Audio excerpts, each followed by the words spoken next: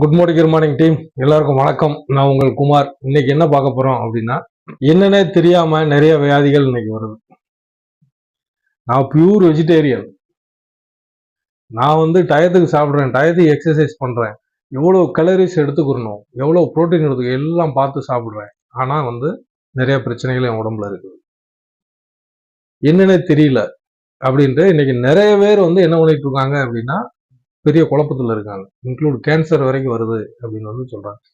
இதுக்கெல்லாம் என்ன காரணம் அப்படின்னா, பல காரணங்களை இன்னைக்கு விஞ்ஞானிகள் சொல்றாங்க. அதுல மெயினான காரணம் ரேடியேஷன், மொபைல் ரேடியேஷன் அப்படின்னு சொல்றாங்க. மொபைல் ரேடியேஷன் என்ன அப்படின்னா, நம்ம எல்லார்கிட்டையும் ஒரு மொபைல் போன் சரிங்களா இருக்குது, எல்லார்கிட்டையும். சரியா? ஒரு சில நபர்கிட்ட மட்டும், அதாவது 1,00,000 பேர் இருக்காங்க அப்படின்னா மிஞ்சி போனா ஒரு 100 பேர்கிட்ட வேணா மொபைல் போன் இல்லாம இருக்கலாம். இன்னைக்கு அந்த அளவுக்கு பாத்தீங்கன்னா மொபைல் போன் ஒரு முக்கியமான ஒரு காரணி ஆயிடுச்சு. அது மட்டும் இல்லாம இன்னைக்கு கிட்டத்தட்ட 50% மேல எல்லார்கிட்டையுமே லேப்டாப்பு, கம்ப்யூட்டரு இந்த மாதிரி இதெல்லாம் இருக்கு. இது போக இன்னைக்கு நம்ம வீட்டுல கேபிள் டிவி அப்படிங்கிறது எப்படி வருது அப்படின்னா, டிஷ் ஆண்டனா மூலமா வருது. இது அத்தனையுமே ரேடியேஷன் தான், அலைக்கற்றை. சரியா? வாங்கி கொடுக்கறது. அப்படி வாங்கி கொடுக்கறதுனால அந்த ரேடியேஷன் நிறைய பேரை அஃபெக்ட் பண்ணுது. அப்படிங்கிறாங்க. என்ன அஃபெக்ட் பண்ணுது அப்படின்னா, நம்ம உடம்ப, தசை மண்டலத்தையும் நரம்பு மண்டலத்தையும் ரொம்ப பாதிக்குது. கண்ணுக்கு தெரியாத ஒரு பிரச்சனை இது. நம்பவும் முடியாது, ஆனா நம்பாம இருக்கவும் முடியாது.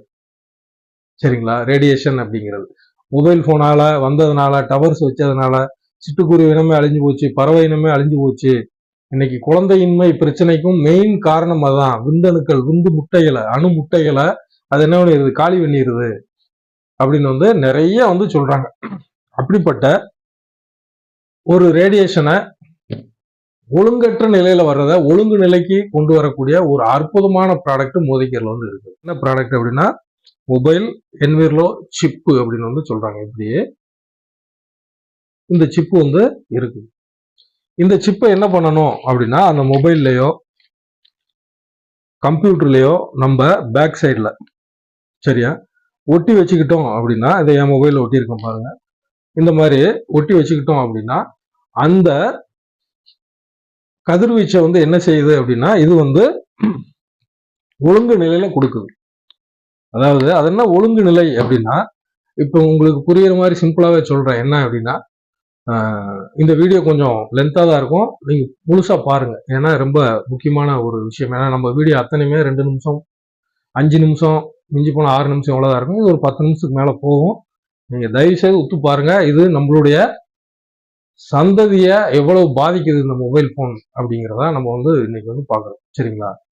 இப்ப இந்த மொபைல் போன் எப்படி வேலை செய்யுது அப்படின்னா, டவர்ல இருந்து நம்ம மொபைலுக்கு அந்த கதிர்வீச்சு வரும்.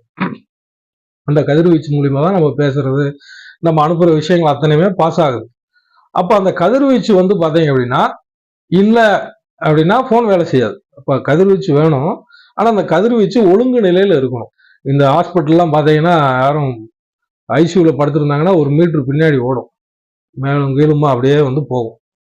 அது அதே மாதிரி பாத்தீங்க அப்படின்னா, இங்கேயும் பாத்தீங்கன்னா அந்த அலைக்கற்றை ஒழுங்கு நிலையில வந்தா அது நல்லது, ஒழுங்கற்ற நிலையில வந்தா அது கெடுதல்.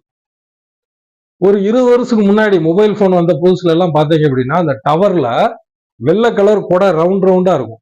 அந்த டவர்ல பூரா ரவுண்டா இருக்கும். ஆனா இப்ப இருக்க கொடைகள் பாத்தீங்கன்னா வெள்ளை கலர் நீளமா இருக்கு.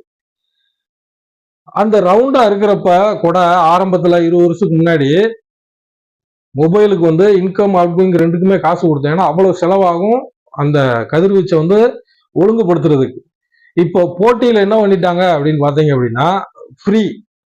நீங்க ஒரு 200 ரூபா கொடுத்தீங்கன்னா போதும், டெய்லி 1 GB 28 நாளைக்கு நீங்க என்ன வேணாலும் பண்ணிக்கலாம் அப்படின்னு கொண்டு வந்துட்டாங்க. அப்ப கம்பெனிகளுக்கு செலவு அதிகம். அப்ப செலவுகளை சுருக்கிறது எதுன்னு பாத்தீங்கன்னா, இந்த டவர்ல வைக்கக்கூடிய அந்த இதை என்ன பண்ணிட்டாங்கன்னா மாத்திட்டாங்க.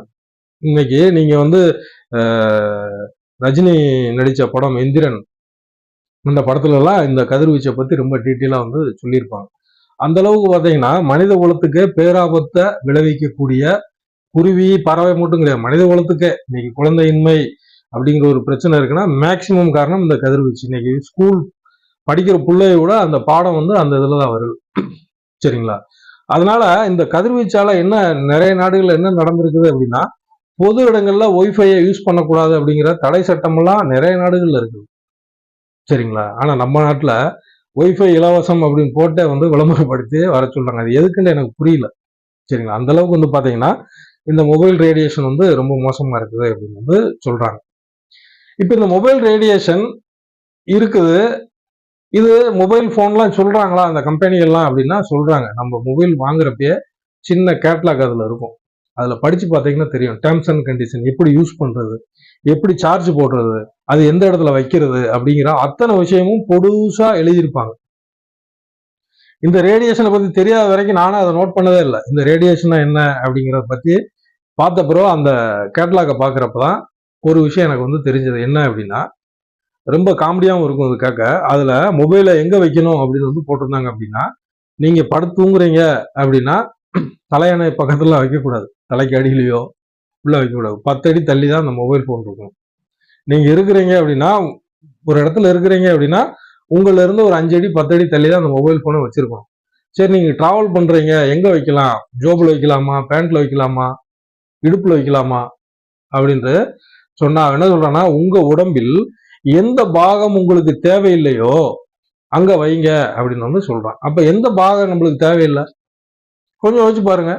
இப்படி அவனே வந்து கொடுத்துருக்கான். அது மட்டும் இல்லாம போன் பேசுறப்ப 2 இன்ச்சு தள்ளி வச்சு பேசுங்க அப்படிங்கிறான்.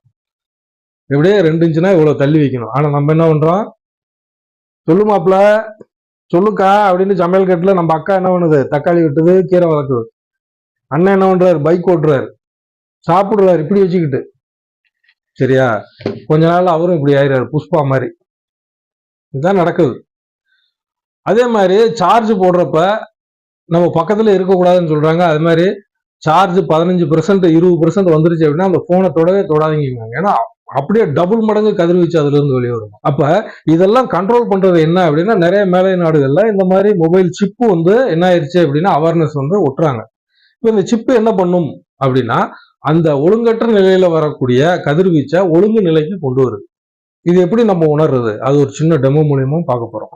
இதை ஒட்டிட்டு இந்த மொபைல் போன் நம்ம யூஸ் பண்றப்ப நான் சொன்ன பிரச்சனைகள்ல இருந்து உங்க உடம்ப, உங்க தசை மண்டலத்தை, உங்க நரம்பு மண்டலத்தை நீங்க பாதுகாத்துக்கலாம். வரக்கூடிய பெரிய பெரிய பிரச்சனை வந்து நம்மளை வந்து பாதுகாத்துக்கலாம். இந்த சிப்பு என்னது? எலக்ட்ரானிக்கானா கிடையாது. இது வந்து பாத்தீங்க அப்படின்னா பியூர் ஒரு ஆர்கானிக் அப்படின்னு வந்து சொல்றாங்க. இது உடைச்சு பார்த்தா வெறும் வெள்ளை கலர்ல மண்ணு தான் இருக்குது. இதை சும்மா ஒட்டினாலே போதும். இதுக்கு எக்ஸ்பீரி அந்த மாதிரி எதுவும் இருக்காதுன்னா எதுவுமே கிடையாது. இதை வந்து எப்படி பாதுகாத்துக்கிறது அப்படின்னா, மொபைல்ல ஒட்டிக்கிற வேண்டியது ஒட்டிட்டு நம்ம பையில வச்சுக்கலாம். இதுல தண்ணி படாம பாத்துக்கிறோம், அவ்வளவுதான். வேற மொபைல் நீங்க மாத்தினாலும் இதை எடுத்து அதுல ஒட்டிக்கலாம். சரிங்களா? இப்ப இந்த மொபைல் ரேடியேஷன் எப்படி இதாகுது, எப்படி வேலை செய்யுது அப்படிங்கறத அடுத்த வீடியோல பார்ப்போம். சரிங்களா?